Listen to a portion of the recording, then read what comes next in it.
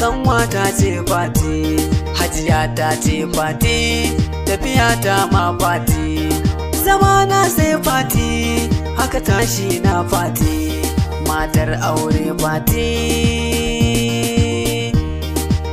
Soyayya ta ni da ke yayi mun dace, mai dogon hanci ce, mai yalwar gashi ce, zuciyar alkhairi ce, fatin amana ce, amana ce, mai kyawun tarbiyya ba za ta ce mu amana ba.